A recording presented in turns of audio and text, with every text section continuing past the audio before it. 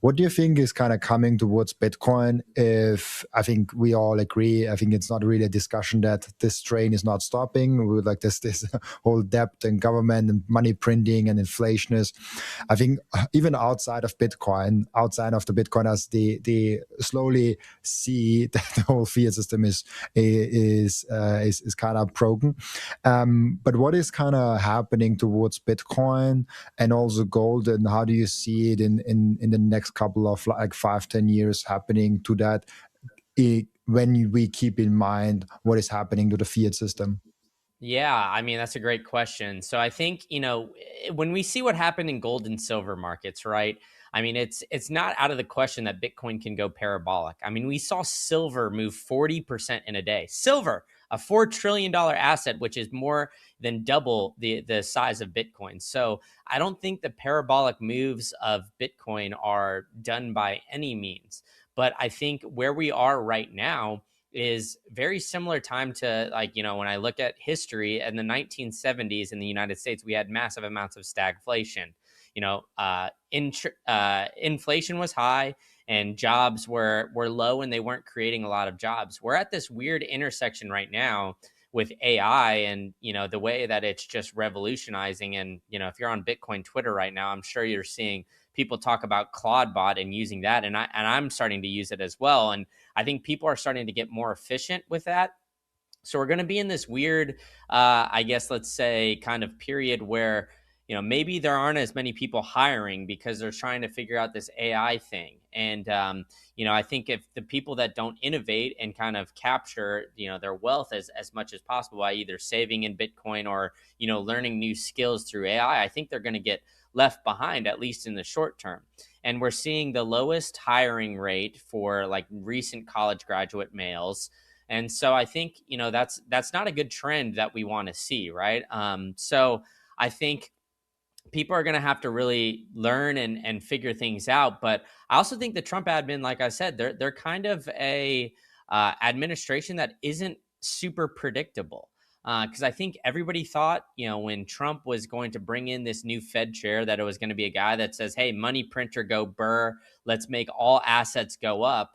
I'm not 100% sold on that, because his main stance before was, I need to fight inflation.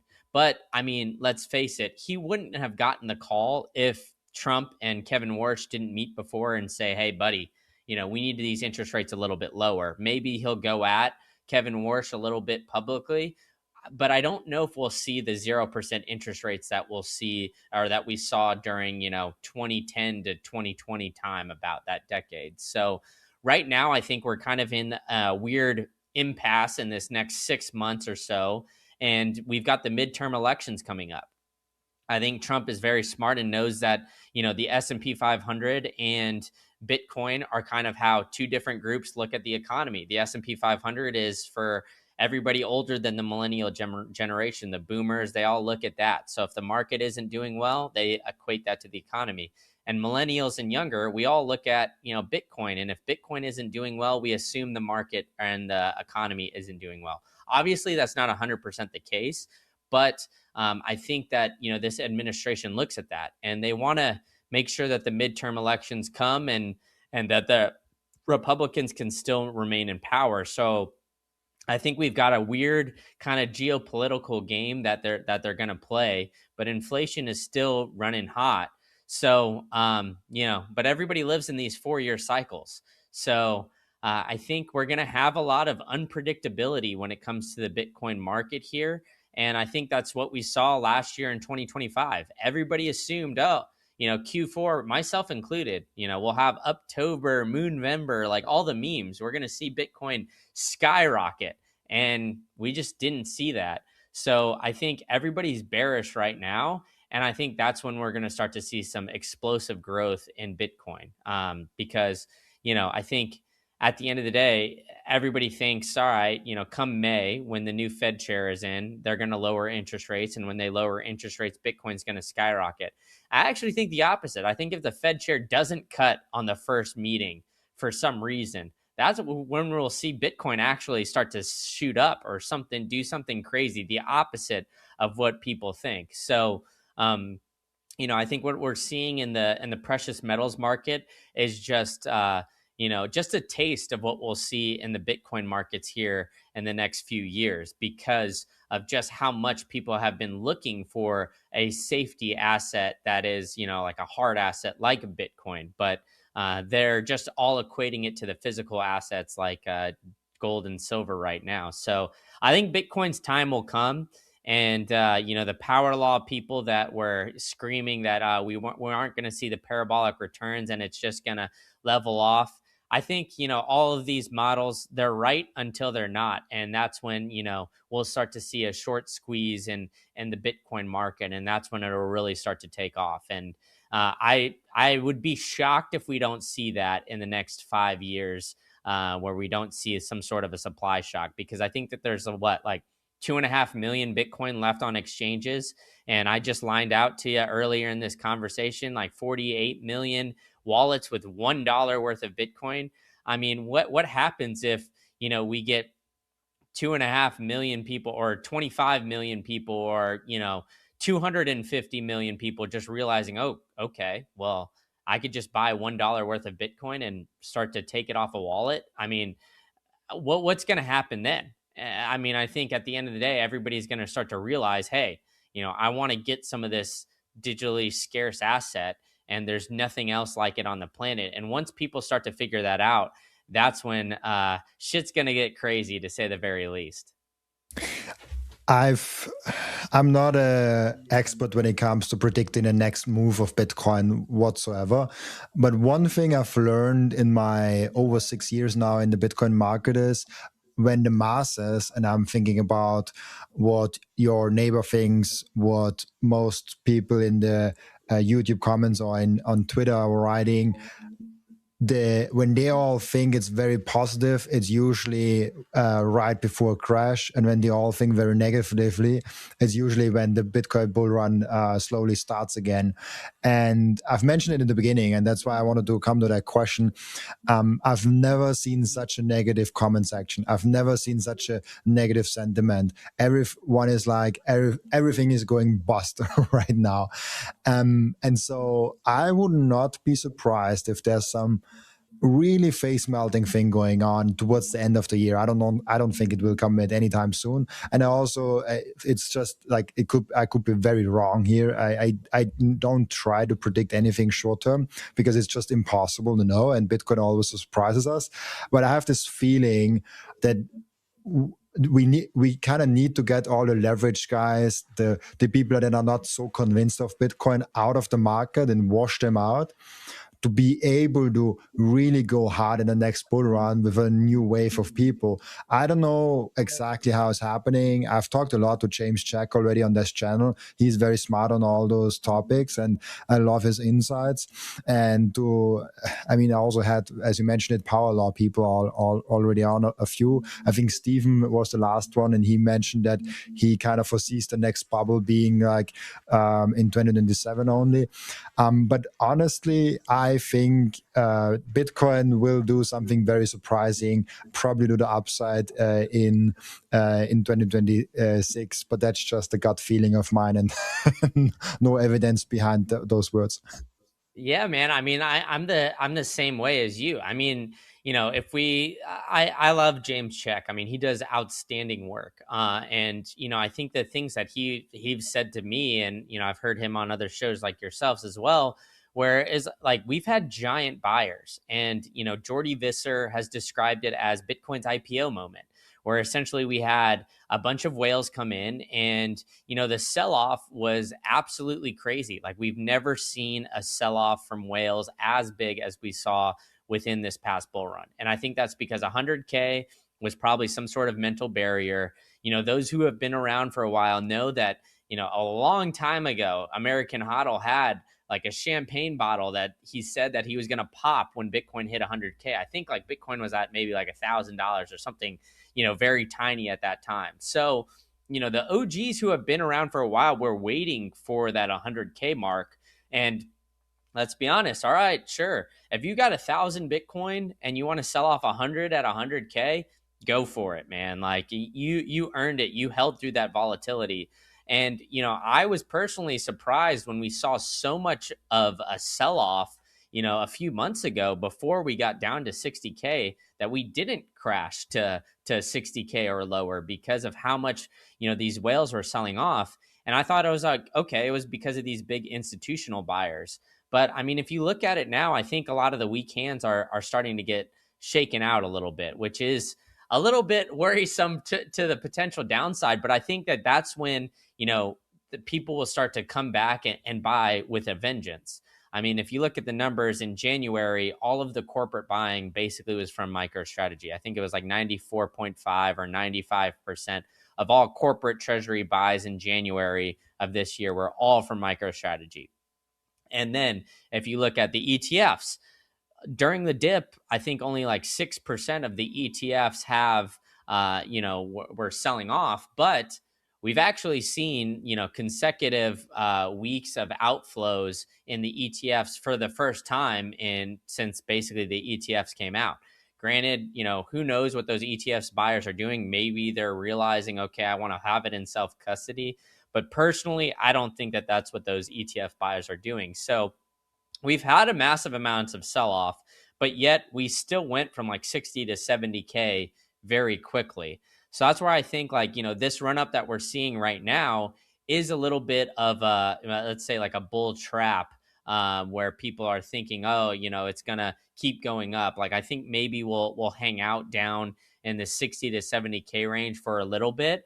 But like I said, that doesn't make me bullish for the long term of the future. I mean, I'm trying to scoop up as much sats as possible right now. And I'm sure you're trying to do the same thing, Robin, where, we're seeing all the positiveness. We're seeing more and more adoption. We're seeing governments start to talk about it. I mean, we had, Scott Bessent and JD Vance say positive things about Bitcoin in back-to-back weeks when Bitcoin was crashing to 60K.